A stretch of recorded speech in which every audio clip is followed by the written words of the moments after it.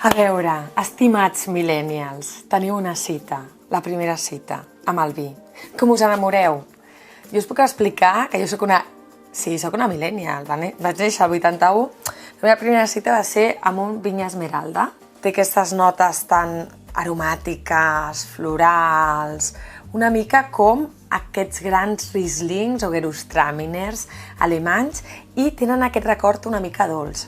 A veure, no podem passar d'estar prenent refrescos a un priorat, no? A un tintorro. Hi ha com aquests vins una mica d'iniciació. No cal tampoc anar als lambruscos, però sí que és veritat que aquests vins que tenen una mica d'agulla, com aquest mostillant, que tenen aquesta fruita, aquests records una mica de les coses que ens agradaven també a la nostra infantesa.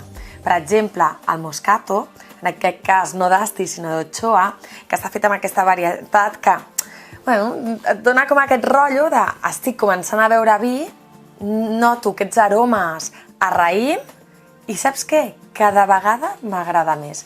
Crec que m'enamoraré.